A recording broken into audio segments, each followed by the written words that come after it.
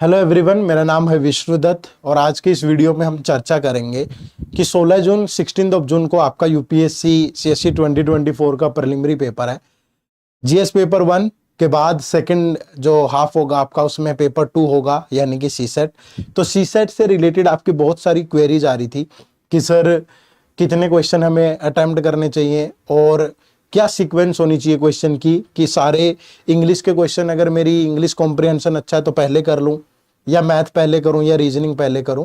तो इन सारे सवालों के जवाब मैं आपको इस वीडियो में शेयर करने की कोशिश करूंगा कि मेरे अकॉर्डिंग एक बेहतर स्ट्रेटेजी क्या हो सकती है, कितने क्वेश्चन टारगेट करने हैं और कितने क्या सीक्वेंस होनी चाहिए, ताकि अगले एक वीक में आप इस सीक्वेंस पे प्रैक्टिस करें घर पे। ये ध्यान रखिएगा, ये एक डिस्क्लेमर है, आप डायरेक्ट एग्जाम में जाके ये स्ट्रेटेजी ना लगाएं, आप पहले घर पे अभ्यास करें। एक हफ्ता आपके पास अभी है तो इसे एक वीक में इसी सीक्वेंस पे ट्राई करें, उसके बाद जाएं।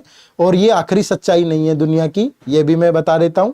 मेरे अकॉर्डिंग क्या सही हो सकता है वो मैं आपको बता रहा हूं, आपको जो बेहतर लगे उसके बाद आप अपने तरीके से डिसाइड करिएगा। ठीक है, चलो शुरू करते हैं। तो सबसे पहले कि टारगेट क्वेश्चन क्या होने चाहिए। ठीक है, पहला पॉइंट जो हमारे दिमाग में यहाँ आ रहा है कि कितने क्वेश्चन सर हमें टारगेट करने चाहिए इस पेपर में।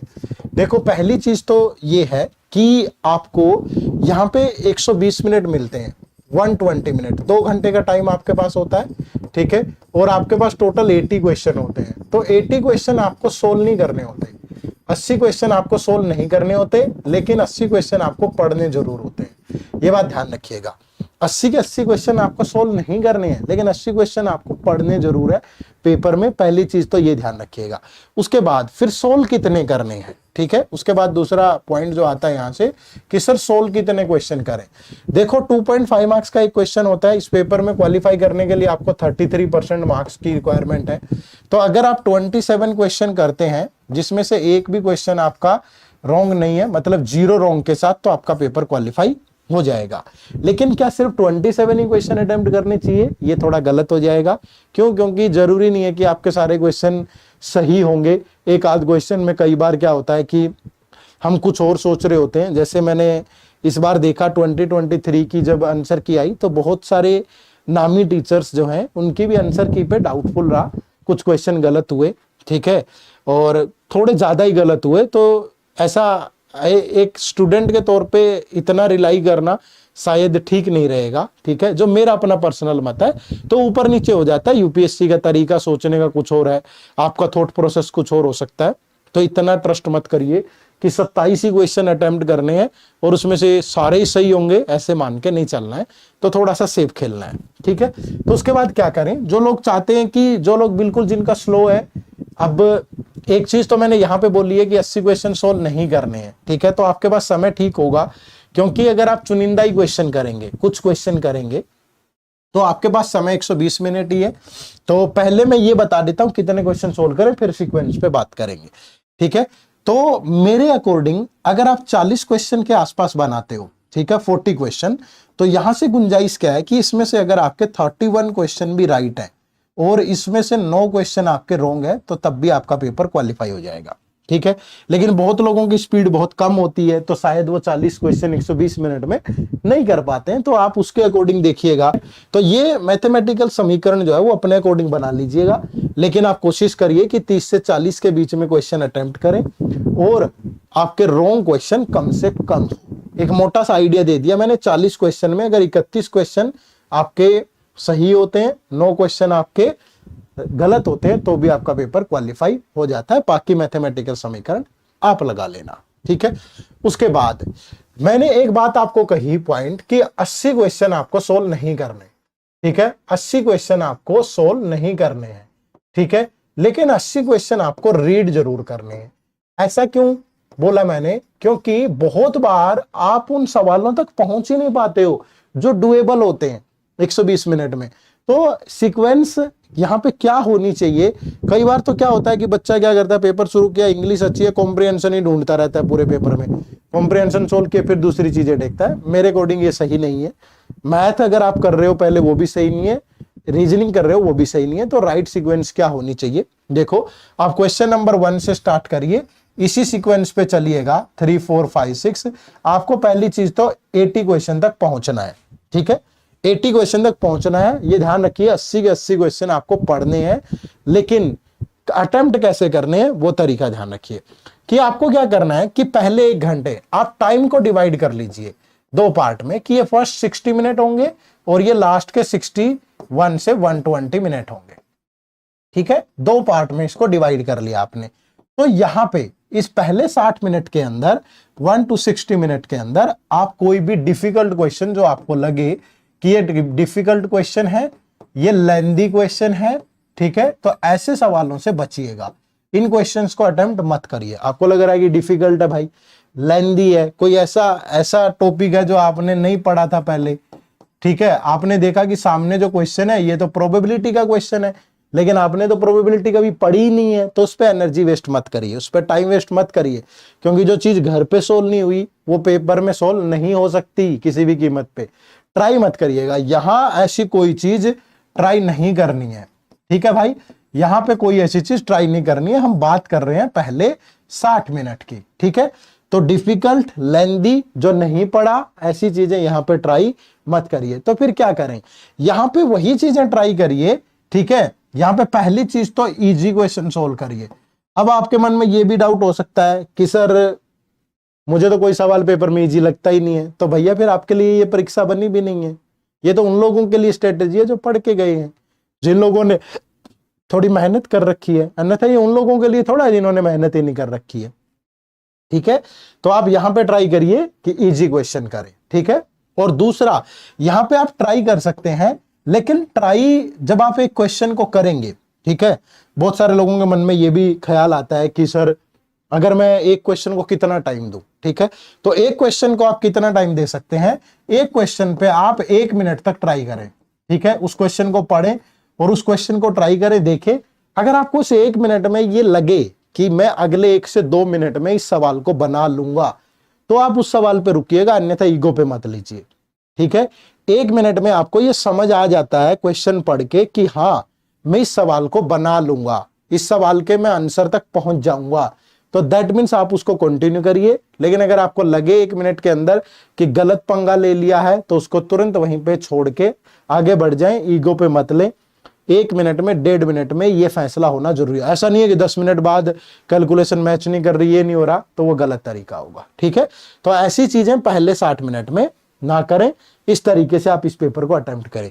उसके बाद यहां पे आप पाएंगे, मुझे ऐसा लगता है कि पर्सनली जो बच्चा इस तरीके से चलेगा वो पहले 60 मिनट में 20 सवाल तो बना लेगा यार, पक्का, ठीक है। और अगर आपने 20 सवाल एक्यूरेटली बिल्कुल विद आंसर सोल्व कर लिए ना, आपका कॉन्फिडेंस बहुत अच्छे आसमान पे होगा। अब आपके पास 1 घंटा और बचा है, और यहां से आप आधे सवाल और भी बना लेंगे पूरे फुली उसके साथ, तो भी आप क्वालिफाई कर जाएंगे। कम से कम 15 सवाल तो आप यहां भी बनाएंगे, ठीक है। तो ऐसा ध्यान रखें, और यहाँ पे जो भी आपने जो गोले वगैरह भरने होते हैं वो भी भर ले। फिर यहां पे आप ट्राई करें, ठीक है, यहां पे ट्राई करें इस लास्ट के 60 मिनट के अंदर। और यहां भी ट्राई, डिफिकल्ट क्वेश्चन तो पेपर में अटेम्प्ट करना ही नहीं होता भाई। आपने पेपर में 40 क्वेश्चन अटेम्प्ट करने हैं, ठीक है, लेकिन आप ये भी डिसाइड करिए कि कौन से 40 क्वेश्चन नहीं करने हैं। करने हैं वो तो डिसाइड होता ही है पेपर के अंदर, लेकिन ये नहीं करने, ये भी आप घर से डिसाइड करके जाइए कि ये टॉपिक नहीं आता तो मैं ट्राई भी नहीं करूंगा, क्योंकि वो टाइम वेस्ट होगा, ठीक है। तो यहां पे वही ट्राई करें जो आपने पढ़ा हुआ है। अगर आप मैथ में स्ट्रॉन्ग है तो मैथ के क्वेश्चन करें, रीजनिंग में स्ट्रॉन्ग है तो रीजनिंग के करें, और इंग्लिश कॉम्प्रिहेंशन में स्ट्रॉन्ग है तो इंग्लिश कॉम्प्रिहेंशन के करें, ठीक है। लेकिन 80 के 80 क्वेश्चन पढ़े जरूर, ताकि आप ये डिसाइड कर पाए कि ये करना है और ये नहीं करना, ठीक है भाई। तो ये इस तरीके से अगर आप इस सीक्वेंस में लगाएंगे, ये जरूरी नहीं है कि मैथ ही पहले करना है, रीजनिंग, इंग्लिश नहीं, इकट्ठा चलने दीजिए। जो जो चीजें आसान लगे वो करते जाइए, एक सब्जेक्ट के भरोसे मत बैठिएगा, ठीक है। हाँ, 1 घंटे ऐसा मत करिए, लास्ट के 1 घंटे में आपको लगे कि नहीं बस इंग्लिश ही आती है, मुझे इंग्लिश ही ट्राई करना है, तो वो वाली चीज आप यहां पे कर सकते हैं, यहां पे मत करें 1 घंटे, ठीक है। तो अगर आप इस सीक्वेंस को फॉलो करते हैं तो आप इसका बड़ा फायदा उठा पाएंगे। लेकिन ये ध्यान रखिएगा कि ये सीक्वेंस आपको प्रैक्टिस करनी पड़ेगी घर पे, ठीक है। तो अभी आपके पास 7 डेज है, 1 वीक का टाइम है आपके पास, तो इसको घर पे प्रैक्टिस जरूर करें। अन्यथा पेपर में तो आप कर ही नहीं पाओगे एकदम से, कोई भी नई चीज पेपर में जाकर ट्राई नहीं होगी। तो आप इसको घर पे अभ्यास कर ले पहले अच्छे से, उसके बाद फिर पेपर में इसको लगाएं, ठीक है भाई। चलो, तो ये तो थी राइट सीक्वेंस। अब बहुत सारे बच्चे ऐसे हो सकते हैं जिनको इस पेपर के बारे में इतनी नॉलेज नहीं है, या जो कोर्सेज वगैरह के बारे में जानना चाहते हैं, तो आपको गूगल पे सिंपली टाइप करना है edutap.co.in। ठीक है, क्या टाइप करना है? edutap.co.in। तो सबसे पहले आपके सामने ये पेज खुलेगा, ये हमारी वेबसाइट का पेज है, और इस पेज पे आप फ्री मटेरियल पे जाएंगे तो आप यहाँ पे ब्लॉग पे आप यहाँ क्लिक करेंगे, और उसके बाद आप यहाँ कैटेगरीज पे जाएंगे तो आपको यूपीएससी सीसेट दिख जाएगा। तो आप ये ब्लॉग पढ़ सकते हैं अगर आपको इस पेपर के बारे में ज्यादा नॉलेज नहीं है कि कौन सी ऑनलाइन कोचिंग बेस्ट है, क्या सीसेट का पेपर टफ आता है, क्या मार्किंग स्कीम क्या है, logical reasoning, quant, previous year question paper का क्या ट्रेंड रहता है, क्या पेपर, मतलब सारी चीजें। जैसे यहाँ पे हमने ये ब्लॉग ओपन किया, यूपीएससी सीसेट में मैथ का सिलेबस, इंपॉर्टेंट टॉपिक और स्ट्रेटेजी, आपको एक कंप्लीट इंफॉर्मेशन मिलेगी यहाँ पे कि क्या सिलेबस है, पेपर का सिलेबस, ये आपका सिलेबस है एज पर नोटिफिकेशन। फिर उसको आगे डिकोड कर दिया है हमने कि ये टॉपिक आते हैं, फिर उसमें ये बता दिया कि किस साल मैथ के कितने क्वेश्चन पूछे गए थे। ठीक है, उसके बाद फिर यहाँ पे हमने बता दिया किस टॉपिक से कितने क्वेश्चन पूछे गए थे, सो दैट इतनी अंडरस्टैंडिंग के बाद आप फिल्टर कर पाए कि ये टॉपिक इंपॉर्टेंट है, और फिर आप उसके बाद उन चीजों पे काम कर पाए। फिर यहाँ ये भी बताया कि कौन सी बुक पढ़ सकते हो आप इनके लिए, ठीक है, और कौन सी फ्री वीडियोस देख सकते हो। ठीक है भाई, और कोर्सेज वगैरह के बारे में तो सारी डिटेल आपको इन ब्लॉग्स के थ्रू मिल जाती है हमारे, तो इनको जरूर पढ़ें। और इसके अलावा भी इसमें ऐसा नहीं है कि सिर्फ इसी टाइप के ब्लॉग हैं।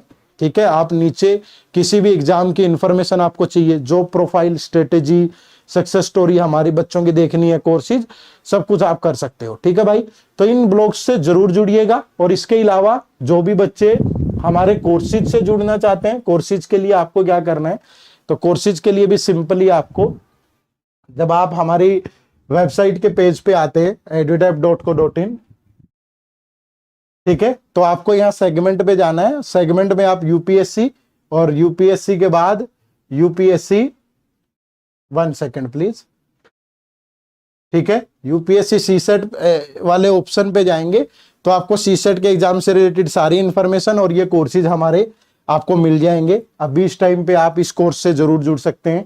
ये हमारा 2025 का कोर्स हमने ऑलरेडी लॉन्च कर दिया है। इसमें आपको लाइव क्लासेज मिलेंगी, रिवीजन लाइव क्लासेज होंगी एग्जाम से पहले 2025 में। जो कंसेप्ट क्लासेज हैं वो सारे रिकॉर्डेड अभी अवेलेबल है इसमें।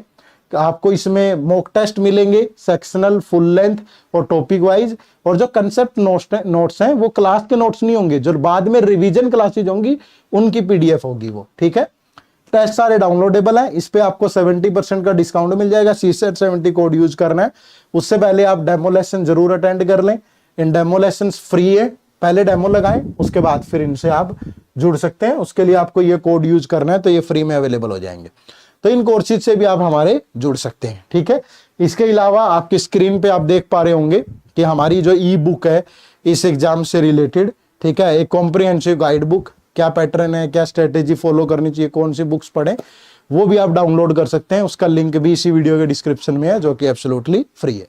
तो मैं उम्मीद करूंगा कि इस एग्जाम से रिलेटेड आपको बेहतर समझ इन वीडियोज से मिल रही होगी, और इस वीडियो को देख करके आप आने वाले एग्जाम में अच्छा परफॉर्म करेंगे अगर आप उसकी प्रैक्टिस पहले से करते हैं। ठीक है, तो अगली मुलाकात अगली क्लास में होगी। आप सबका बहुत बहुत शुक्रिया। Thank you very much. जय हिंद, जय भारत।